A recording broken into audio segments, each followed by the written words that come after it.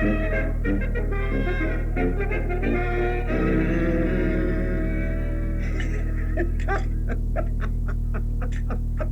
Caleb Johnson, whatever can you be laughing at? Well, I don't see what's so amusing. It's a young idiot we had visit our board of directors meeting today. A Scotsman named Alexander Graham Bell. Well?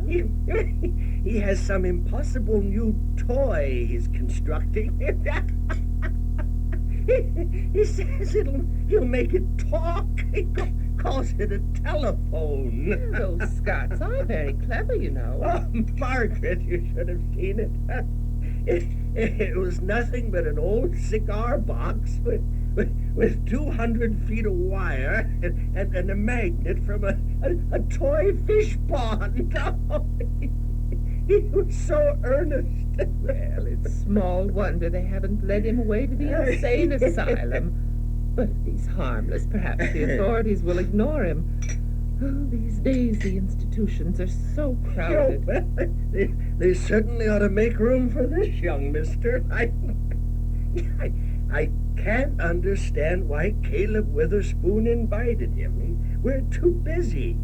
The directors of the Central Union Telegraph are some of the richest, most important men in America. Of course. Well, Caleb Witherspoon had us sit for nearly 10 minutes hearing this foolish young speech professor from Boston University tell us how he's going to invent something that talks. And what's more, he wants us to buy it from him. Oh, no. So he can use the money to finance a school he started for deaf mutes. The telephone, a cigar box that talks.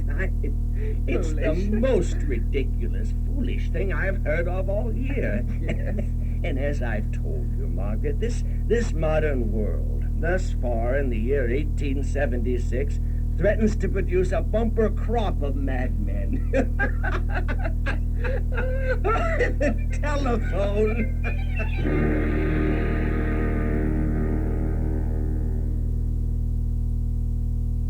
Alexander Graham Bell.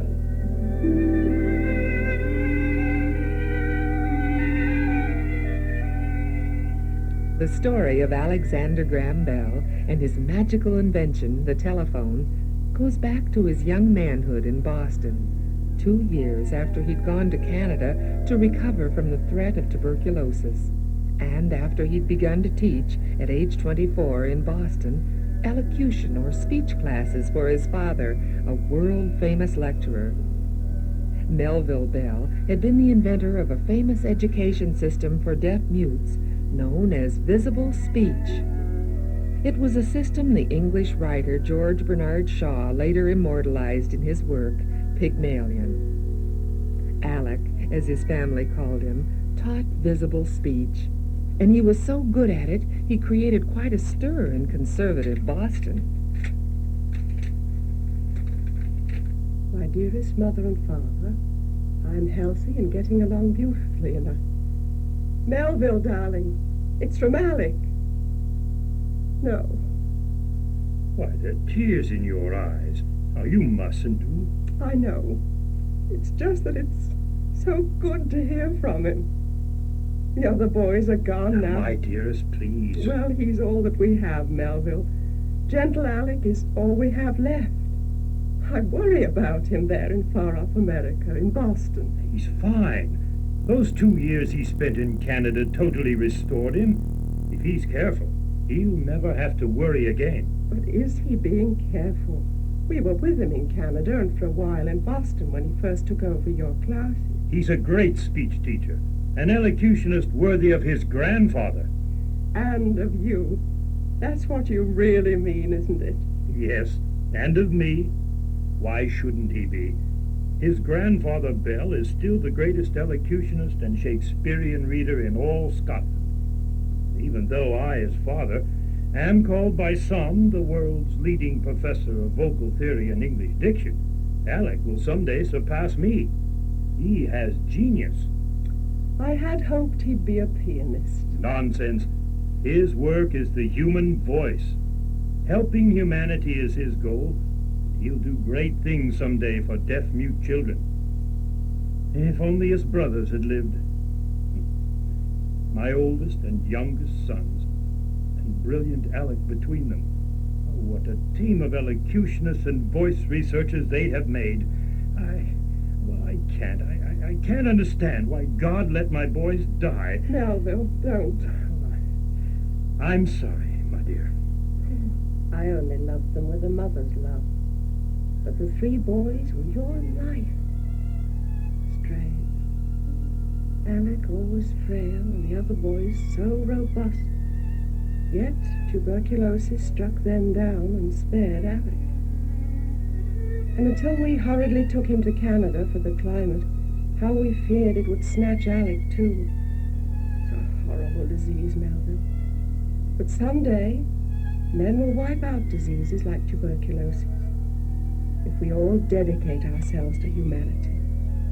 And gentle Alec is dedicated. Why, he thinks of nothing day and night save rescuing deaf-mute children from their silent prison. Let me have his letter. I'll read it aloud. Boston University. Teaching at a university in the United States. Professor Alexander Graham Bell. Oh. My son. Read the letter, Melville. Oh, yes.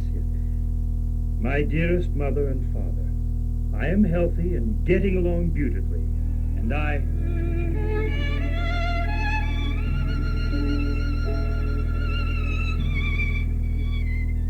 My dear young Professor Bell, we were most interested in your lecture this afternoon. Thank you, gentlemen. My carriage is right here, Mr. Bell. Won't you be good enough to allow us to ferry you to your next speaking appointment, wherever it is? My name is Thomas Sanders, and this is Mr. Gardner Hubbard. Mr. Hubbard is an attorney, quite well known here in Boston. How do you do, gentlemen? Well, if you're certain it's no inconvenience. Indeed not. I don't possess a carriage myself. Makes getting about a bit difficult. But as soon as my finances improve, I shall purchase one. You're 25, Mr. Bell. 24, sir. Would I were that young again. Well, it still wouldn't enable you to match Professor Bell's popularity with the ladies, Tom Sanders. He's taken feminine Boston by storm.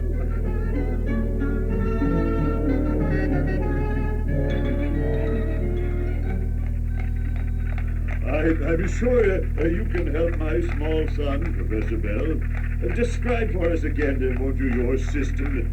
Just what does visible speech mean? Yes, tell us again. It's unique, as my father perfected it, but really rather simple, gentlemen. When we normal people speak, any sound, the lips, the palate, the larynx, and the tongue assume certain definite positions, always the same. Now, the nose and the chest aid in the producing of these sounds. Now, Father's method is to show, with enlarged sketches of the vocal anatomy, the precise position of each speech organ during the production of every consonant, vowel, diphthong, etc. With such sketches, a deaf-mute who hears nothing at all can put his vocal organs in the same position, and by forcing air out, produce the exact same sound as a normal person. He'll speak. Really amazing. He'll speak, though he's never heard speech, and with effort he'll produce clear sounds. Wonderful. Indeed, yes.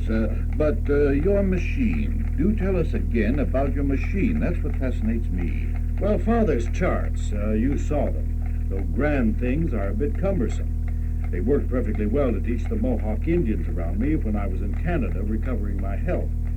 And when the Boston Board of Education offered me $500 to bring Father's system here, I brought the charts. I use them now in my work with normal elocution students at the university.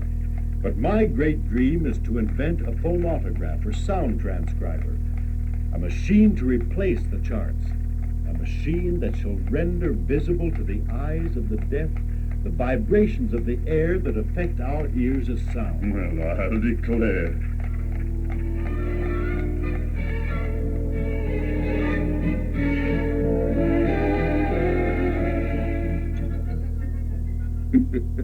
I've never seen you so excited. You've been pacing the floor like that for hours. Hubbard, I believe he'll do it. I believe in that young man. Well, it'll be a great aid to the deaf if he does. But then, you're not thinking of that. At least, not entirely. My dear fellow, whatever do you mean? Oh, come on, Tom Saunders. It's not for nothing that you're the wealthiest merchant in Boston. You can smell money to be made as unerringly as a hound dog can sniff the presence of a jackrabbit. If this young man you so admire can perfect a visible speech machine, it'll make a fortune. For somebody. Certainly not for him. He's too innocent and otherworldly. Well, I must admit you're not far off the track. That machine would make a fortune. I believe in it so much I'm willing to back him. Well, if Alec Bell can do anything to help your deaf son George lead a normal life, you'll spare no pains to assist. But we are, by heaven's grace, what we are. You're a businessman, and no businessman can close his eyes to the possibility of money. Why should you? Money, properly used, is God's gift, too. I tell you what, if you trust young Bell well enough to back him, I'll be his attorney. And from what I've seen of you businessmen, oh, forgive me, for I don't mean you personally, before his life is over, he'll need a good lawyer. It's agreed. But you'll have to wean him away from teaching at the university for a while, even from his ideas for his private school. He can't teach and invent at the same time. That's true. It'll be difficult, but let me persuade him. I know just the trick. And so Alec set to work on his daring project, the sound transcriber, or visible speech machine. Both Thomas Sand and Gardner Hubbard had such faith in him that they encouraged him. In the meantime, a new factor entered young Alec's life. Oh, my dear Professor Bell. My dear Miss Hubbard. Oh, how lovely you are. Perhaps we should go back to the others. I cannot very well be hostess for Daddy's garden party if I spend all my time strolling here in the rose arbor with you, can Oh, forget the others. I? Professor Bell. Oh, forgive me. Please forgive me. I'm afraid I'm so honored that you condescended to walk with me here in this lovely arbor. I forget myself and presume upon your kindness. Oh, not at all, Professor Bell.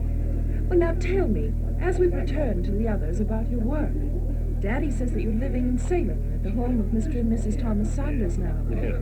You've given up all your teaching for the time being to invent. I think inventors are wonderful. Well, you do? Oh, I mean, why, yes, my invention. Well, you see, the visible speech machine will replace...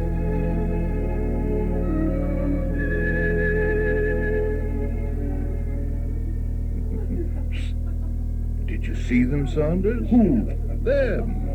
Every young inventor needs something to spur him onward. That's my trick, and I believe it'll work beautifully.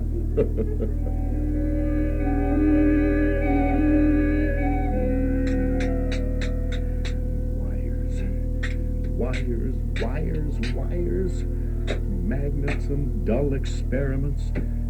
But she admires inventors. Beautiful Mabel Hubbard admires inventors. If I'm successful, maybe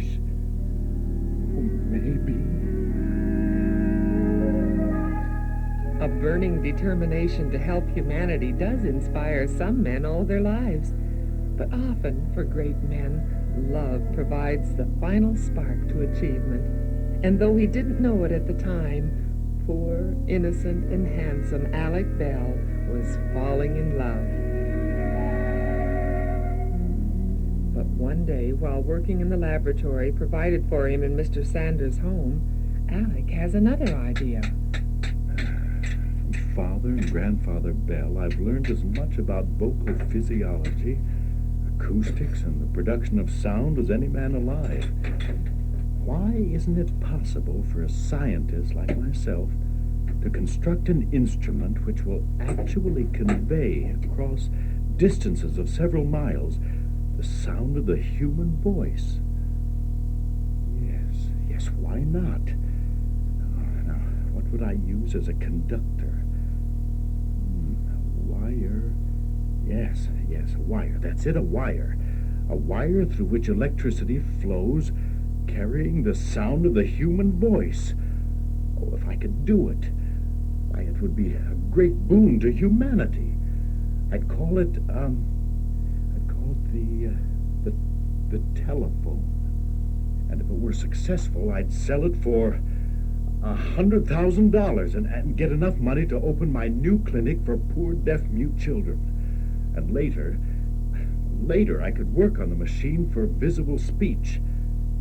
Yes, I'll do it. And so Alex set to work on his startling new project. Both Thomas Sanders and Gardner Hubbard had such faith in him that here, too, they backed him. He worked feverishly day and night, obsessed with his new idea, convinced that it would work, and that with the money he'd earned from it, he'd never again have to beg money to set up his long-dreamed-of clinic for deaf mutes and to build his visible speech machine. I'm tired. But I must try this technique once more tonight. On and on he worked, and in the meantime, something cruel began to happen. When he explained his idea for a telephone, the few men whose opinion he valued most, his colleagues in the American scientific community, laughed. My dear Bell, you may be an expert in vocal physiology and acoustics, but you're entirely ignorant in the field of electricity. You cannot transmit sound by electricity because to do that, you need a continuous electric current. And there is no such thing. Preposterous, utterly absurd. Poor Alec. It was true. He didn't know anything about electricity. He would need a continuous electric current instead of the only kind anyone knew about, a broken current, to carry sound. If what they say is true, then I shall invent a continuous electric current. Somehow. On and on he worked, not sparing himself, scarcely taking time out for food, working like a man possessed. It was an impossible pace. And suddenly, one day early in 1873, it came. Tragedy struck and his health broke. He'd have to stop. Your health is completely broken, young man. You're too fragile in constitution for the way you've been living. No more work in the laboratory. As your physician, I'm ordering you to complete bed rest in Canada. Back to Canada, an invalid. But even in Canada, Alec Bell would not give up. He rested, he recuperated, feverishly dreaming of the day when he'd be able to return to his laboratory at Thomas Sanders' beautiful home in Salem, Massachusetts. And return he did. He began his experiments again. But more trouble was brewing. This time it was his backers, Thomas Sanders and Gardner Hubbard. Perhaps I was wrong about Alec. They say he's a madman. I say he must return to his original idea, the visible speech machine. Either that, or I shall cut off the funds for his experiments. He can't continue his laboratory. Without my backing, he won't have a cent.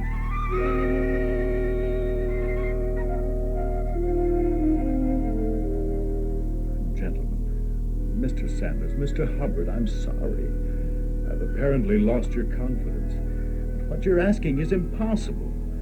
My grandfather Bell taught us all, father and his grandsons, that a quitter never wins and a winner never quits.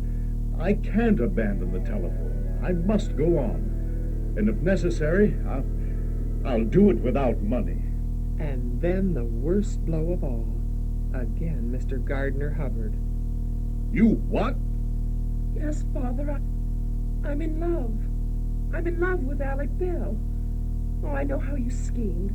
I know what you planned, even though you didn't tell me. You wanted Alec to be attracted to me because you thought it would help him in his work.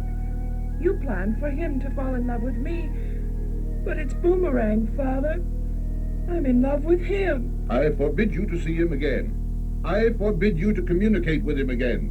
He's gone mad with this invention of his, this thing that every scientist in the country is laughing about, the telephone. He'd never be able to support you. He'd fail. And I won't have him in love with you or you with him.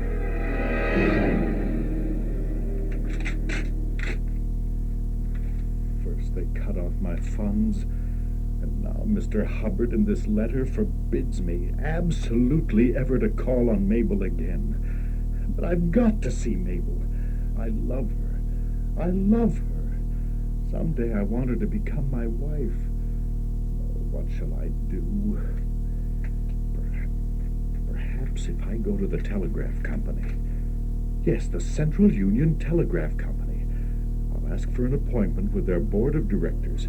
Explain the telephone to them. Maybe I can convince them to underwrite my experiments. And maybe that way I can win Mabel back. Beautiful, gentle, lovely Mabel.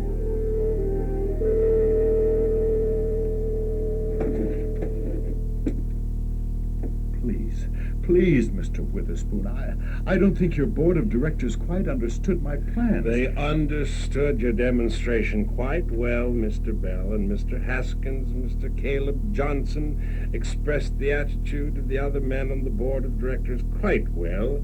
I don't have to remind you what they said. I've never been so humiliated. Why don't you go back to teaching? That's where your true genius lies. Boston University wants you back. You'll never be an inventor. Give it up. No, I won't give up. Never. Never, do you hear? I no longer have my laboratory, but I'll establish another one somewhere, and I'll succeed. But there was one problem, an almost insurmountable one. Alec didn't know anything about mechanics or the laws of electricity. And Alec, a gentleman and a scholar, was clumsy with his hands. He couldn't create the equipment with his hands that his mind envisioned. What he needed was a partner, someone who was as brilliant with hands as Alec himself was in mind. One day... Good morning. Is this the Charles Williams Electric and Mechanical Shop? Yes, and I'm Williams. What can I do for you? My name is Bell. Alexander Graham Bell. Yes, Mr. Bell. I understand you have a mechanic in your employ whose name is Watson. Tom Watson? I have. Will you be good enough to allow me to speak with him? Oh, here's my card.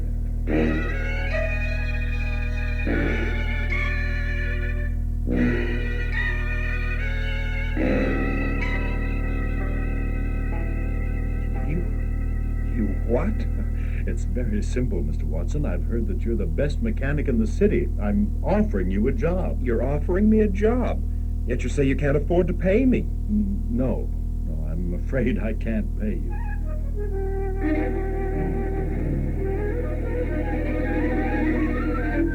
You're to leave your job at your fabulous salary, $18 a week, the highest paid mechanic in all Boston, to work for free for a loony young professor? I wouldn't laugh if I were you fellows. I said stop laughing! Oh, I know I must be losing my mind. I don't know what he did to me, but I accepted his offer. You did what? You heard me. I said I accepted his offer. I took the job. You took a job at no pay? A 19-year-old mechanic like you? You're going to leave my shop? Worse than that. Since he doesn't have any money, I told him I'd keep my job here and use my $18 a week salary to support us both while we experiment. Well, he's moving to my boarding house at Mrs. Murphy's next week. Well, that way we can work together at night, after I leave here. Crazy. Stone crazy. Both of you. You're probably right. But somehow I couldn't say no. He talked about helping deaf-mute children, and he won me over. I hope I won't be sorry. Oh, and Mr. Williams, I'd like a raise. 19-year-old Tom Watson. No, he'd never be sorry. For together, although he didn't know it then, Tom Watson and Alec Bell were to invent the telephone. They became immediate friends. Not long after, they were living in the same boarding house and behind in their rent when Alec's brilliant mind conceived another idea. It was bold and daring. It involved a dead man and a dead man's ear. Alec. No, Alec, you wouldn't dare. I must. You could go to prison for that. Your reputation would be ruined, and you'd go straight to prison. Tom, I'll have to risk that.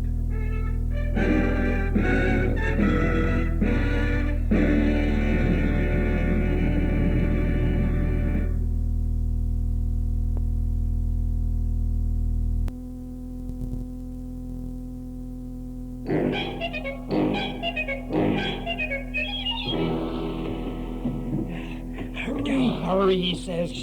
I'm carrying the heavy end of this load.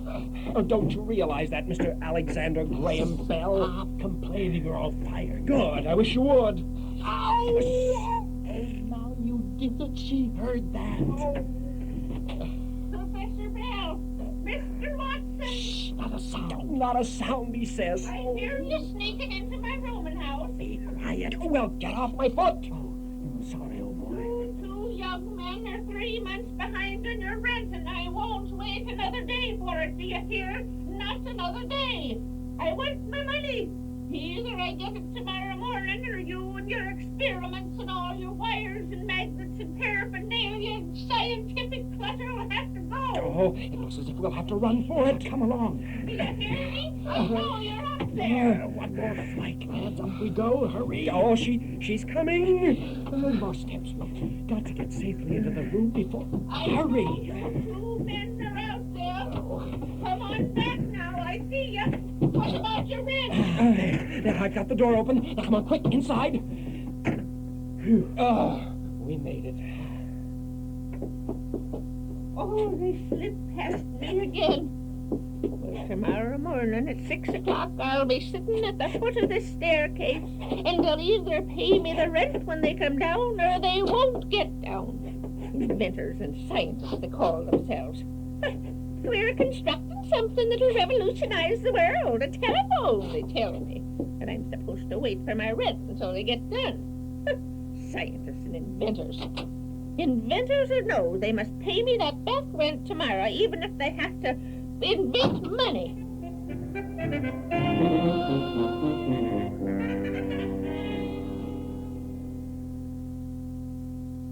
Dead man's ear. Alexander Graham Bell, a young Scotsman who had gone to Canada for his health and then to Boston, was a teacher of speech. His great goal was to aid deaf mutes. In 1873, while trying to invent a sound transcriber, or visible speech machine to help them, he got the idea that he could invent a strange, magical new instrument, an invention that he pictured quite clearly in his mind, the telephone. His friends, two wealthy Bostonians, Thomas Sanders and Gardner Hubbard, who backed him at first, decided the new idea was too radical, too absurd, and so they cut off his funds. Worse yet, young Alec fell in love with Gardner Hubbard's beautiful daughter, Mabel. But Mr. Hubbard, believing Bell would never succeed as an inventor, refused to hear of their engagement until Alec proved he could take care of her. Of course, Alec couldn't. He was penniless. His experiments to produce the telephone, now aided by a 19-year-old American boy, Tom Watson, had destroyed all his savings. The two young fellows were so poor they couldn't pay their rent. For an entire year, their experiments got nowhere. Tom, old chap. Yes, Alec. I've been thinking about the rent.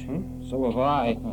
It'd help a bit if those rich old friends of yours, Mr. Sanders and Mr. Hubbard, started to like you again. Oh, fat chance. I was just thinking... If I could just get this current flowing properly through the wires, change the magnetic field. Well, that's what I mean. But no, not like that. Here. Oh, good grief. Now, what did you do that for? I almost had it. I can't function if you keep annoying me. Now, don't lose your temper, Tom. It's not cricket. And it's also bad for the digestion. What digestion? These experiments and the equipment cost so much, we're down to 1 meal a day. I'm weak with hunger all the time. Digestion, he says. Seems to me, as you were saying there, if we could succeed in creating a continuous instead of a broken electric current in those wires. What? I mean, if we could only take a chunk of magnetized steel, vibrate it in front of the pole of an electromagnet, we might get a continuous current. Yeah, that's true. And with a continuous current, Mr. Watson, why, then we could make sound travel along that wire. Musical sound, spoken sound, speech itself. Why, that might do it. Yeah. Here, now let me sketch it for you. It might work like this. Yeah? And if it did... I think we're onto something, Alec. I believe you are. Oh, what a magnificent idea. It's rather like the human ear, you know. We're always safe when we imitate nature. Nature's wonderful. If God constructed the ear in human beings and animals to receive and understand sounds, why can't we do the same? The continuous electric current will solve the problem. Right. We'll transmit sound in unbroken waves. Now build me a box, Tom. A box just like the human ear. Now, I'll describe to you the ear's mechanism, as Father and Grandfather taught me. And you'll build a box like it. In fact, I'll get you an ear. A real human ear. And so was hatched the Dead Man's Ear plot. One still moonlit night.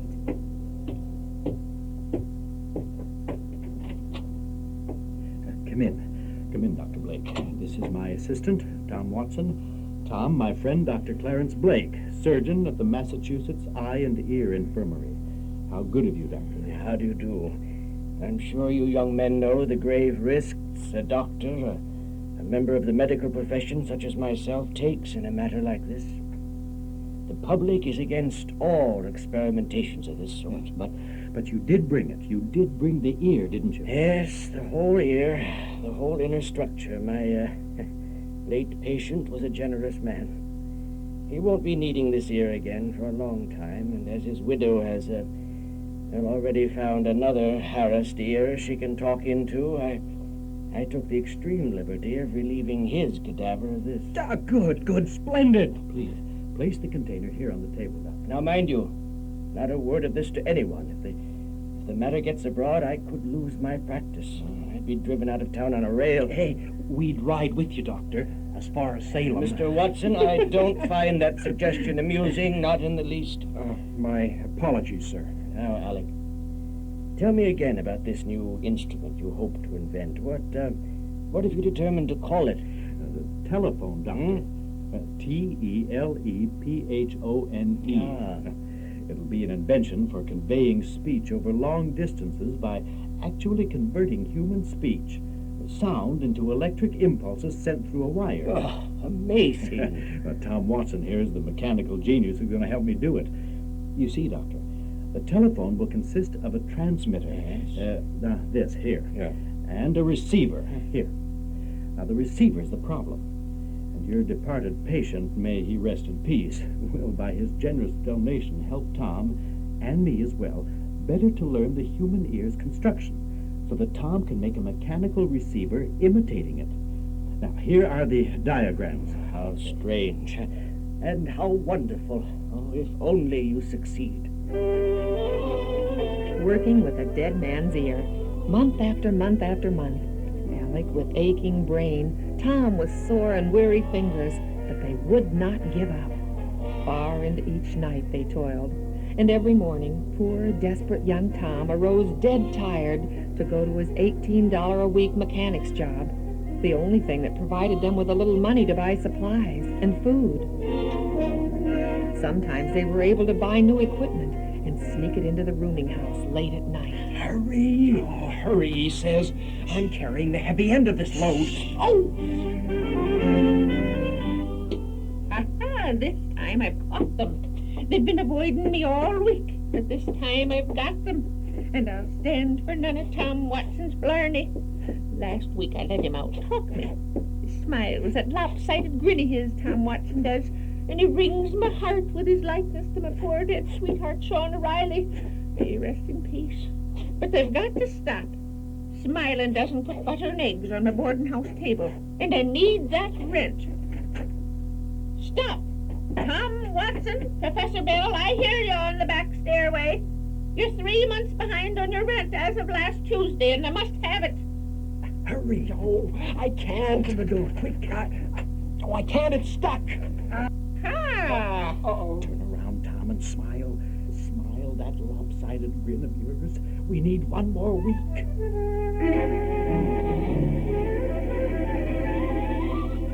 Agatha, they did it again. They outfoxed me, and that sly Tom Watson offered me a fistful of Confederate money, not worth a cent. And they looked so innocent. What could I do? 2 years of toil and sacrifice, months of charming the landlady with promises, hundreds of pounds of equipment, and a dead man's ear. We'll pay every cent, Mrs. Murphy, every cent. Promises, promises, always promises. But letters written home to his parents. March the 18th, 1875. My dearest mother and father, I am now beginning to realize the cares and anxieties of being an inventor. Flesh and blood could not stand much longer such a strain as I have had upon me. Oh, Melville. Now, my dear, don't worry. He has begun this thing, and he must see it through. If he didn't, he would not be his father's son, or my father's grandson. Bless him. Go on, read the letter. Both Tom Watson and I are worn to frazzles, but we won't quit. We won't. Other scientists call me a stubborn and a reckless fool. I don't care. For I think that the transmission of the human voice is the most important thing. Oh, I said it months ago in my last letter dated March 18. And here it is already June 2nd, 1875. But I still believe that the transmission of the human voice is much more nearly at hand than I had supposed. It's quiet tonight. Tom and I, needing more room for a particular experiment, have prevailed upon his employer, Charles Williams, to let us use Mr. Williams' mechanical shop tonight. Tom is in the next room, 60 feet away. I'm seated here at a desk with a gadget I call a receiver near my ear. When Tom is through with his wiring and is ready... Well, what's that? A twanging sound coming from the receiver. Coming from the receiver. Oh, my soul and body, it's coming from the receiver. Watson? Tom Watson, come here. Yes, Alec, what's wrong? You're white as a sheet. What were you doing? Huh? Quick, tell me, what were you doing? Well, nothing. I was just plunking the transmitting spring, I heard that's all. it, Tom. You what? I heard it. You plugged the transmitting spring in there 60 feet away, and I heard it. You did what? I heard it. We've done it. We've succeeded.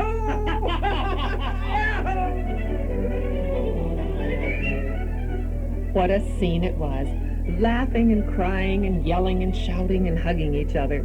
They had done it. When nobody else thought they could, they stuck to it and pulled off, with God's help, a miracle. That night, June 2nd, 1875, in the Charles Williams machine shop, in a jumble of equipment, wires, batteries, magnets, tuning forks, and strange-looking mechanical devices, the telephone with a tiny twang was born.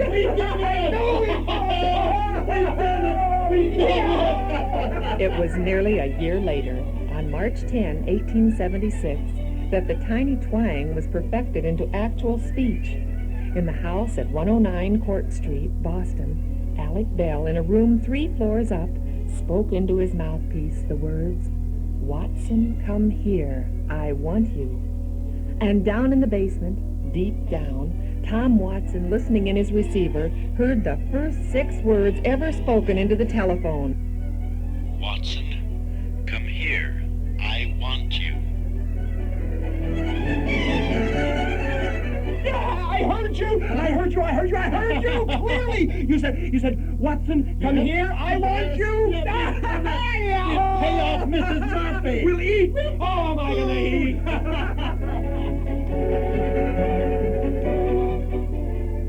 Success at last. But, I'm sorry to say, cruel heartbreak followed. For despite the publicity in important newspapers everywhere, no large manufacturing company was interested. At least not for serious commercial purposes. As an oddity? Perhaps, yes, if his price was right. It was only a toy, they said.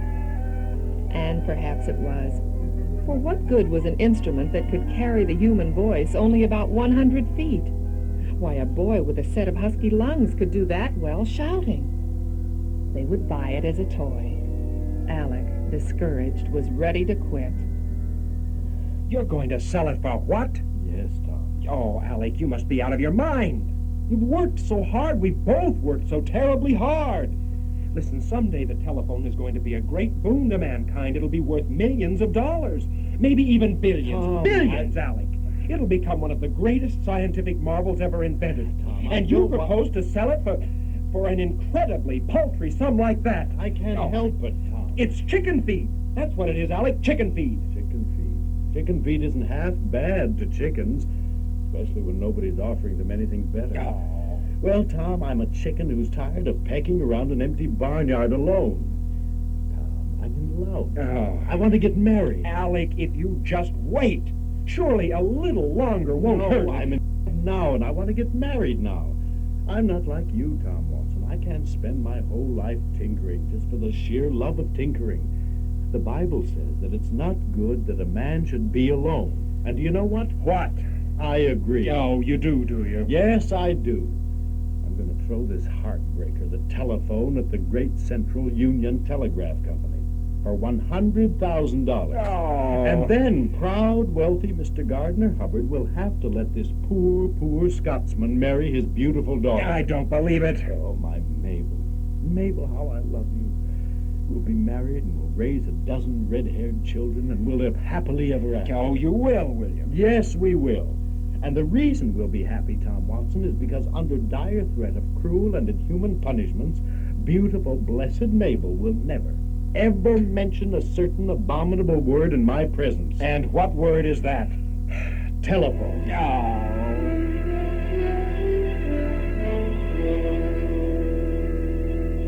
Well, we admit, Mr. Bell, that the other directors of the company and I have a modicum of interest in your, toy. Toy? Oh, no offense, sir. Someday, perhaps it can become an extremely useful toy. Mr. Witherspoon. Now, keep your seat, young man. Now, as we mentioned before... Stop beating around the bush, Witherspoon. Oh, shush, shush. Haskins, will you let me handle this? As we mentioned before, Mr. Bell, our firm is willing to hear your price. What is it? $100,000. Oh, good. What? What did you say? $100,000. That's preposterous. Show this young fool now. $100,000 indeed. And I heard the Scots were cheap. Well, if this is an example of their thrift, America can certainly do with fewer Scotsmen of Mr. Bell's type. $100,000? Well, he's a madman. But can't you see it's priceless? Someday men will be able to talk with each other from New York to San Francisco, from New York to London to Paris. Gentlemen, please.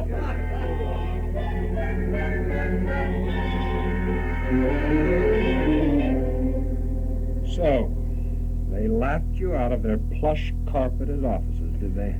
Tom, they called it a toy.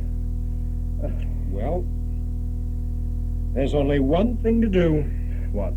It's back to work on the drawing board and in the lab for the young, stubborn team of Alexander Graham Bell and Tom Watson. They laughed at you, Alec, but we'll make them eat their laughter.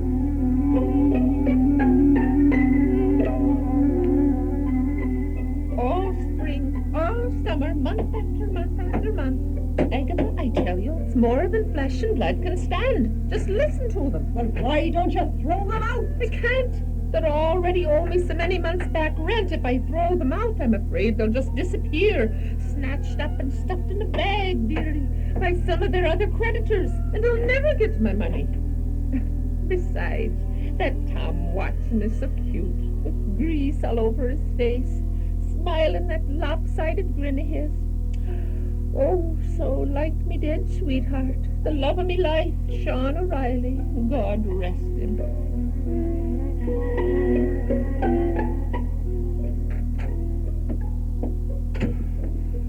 I came right away. Your note sounded most anxious. Is it something serious? Yes, sit down, Thomas. Yes, it is serious. It's about Alec Bell. Ah, yes. Alec. We owe him an apology, you know. We didn't have faith in him. At the very time he needed us most, we let him down. But he showed us.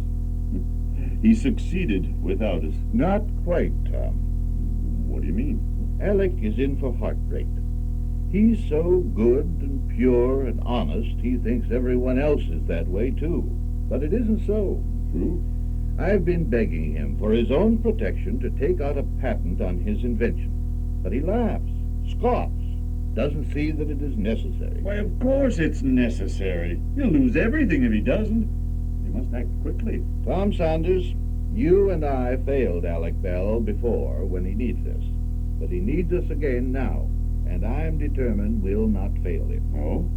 This morning, without consulting Alec, I have taken the liberty of filing an application with the U.S. Patent Office for a patent on Alec's new invention, the telephone, in Alec's name. And what Gardner Hubbard did that morning was done none too soon. For a few hours later, that same day, the U.S. Patent Office received another claim from Elisha Gray, a brilliant inventor who had been experimenting along the same lines. He, too, had produced a telephone. Meanwhile, Alec and Tom worked on. They would prove that the telephone was more than a toy. In the summer of 1876, the telephone was exhibited at the famed Centennial Celebration in Philadelphia, commemorating the 100th birthday of the United States. It attracted the notice of the important English scientist, William Thomson, Lord Kelvin, and of Dom Pedro, Emperor of Brazil. But still no manufacturer paid serious attention to it.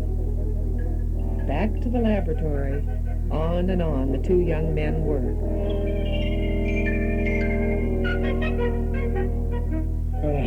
At last.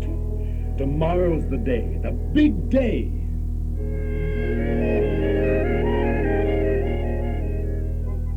Hello? Hello? Boston to Cambridge. Can you hear me, Alec? Can you hear me? Hello? Hello? I hear you, Tom.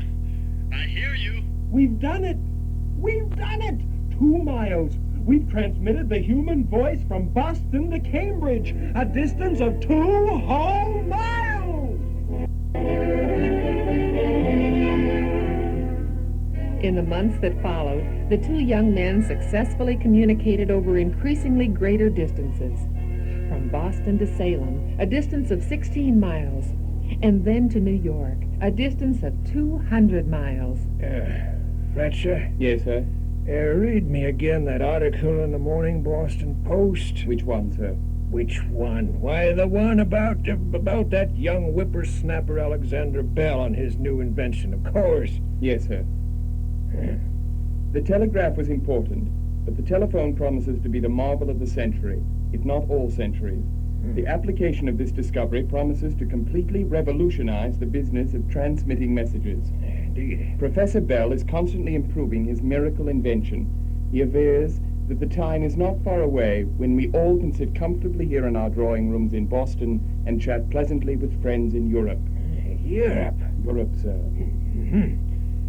Pox on chatting pleasantly with friends. I need more money. Money from my investments abroad. And with this new invention, the telephone, I'll be able to transact business with my commercial partners in London and Paris daily. Why, I'll make millions. Millions! Millions!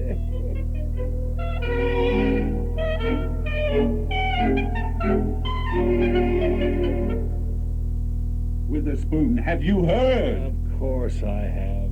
Don't just sit there with folded hands. Do something! Oh, this is terrible. To think we could have had that marvelous invention for a mere $100,000. And we let it go. We let it slip through our very fingers. Witherspoon! Calm yourself, Haskins. Calm yourself. Calm yourself, the man coolly says. Do you realize how much money now and in the future is at stake? I do. Then do something! I already have done something. We'll doubtless be the first company in the world to market a commercially practical telephone. Our engineers are already at work manufacturing. But how? How? Patents. Patents? Perhaps, my dear Haskins, you have heard of an inventor named Elisha Gray. The entire world now knew that the telephone was going to be worth millions. And its inventor? Alec had been first, narrowly. But though Elisha Gray was as honest as Alec, unscrupulous businessmen in the Central Union Telegraph Company and other firms tried to prove that Alec had stolen the idea from Elisha Gray and from scores of lesser inventors. In all, 600 lawsuits were filed against Alec Bell. But Alec won each of these lawsuits, and even the huge Central Union Telegraph Company was forced to come to terms with him. After Alec had paid the rent to his patient landlady, gotten enough to eat again, and seen to it that his loyal friend and assistant, Tom Watson, was on the road to becoming a wealthy and respected businessman, the happiest moment of his life occurred. Oh, she's lovely, simply lovely. And that young Professor Bell, my, how handsome he is. They say he's the happiest man in all Boston today. Dearly beloved, we are gathered here today in the sight of God to unite these two, Professor Alexander Graham Bell and Miss Mabel Hubbard, in holy matrimony.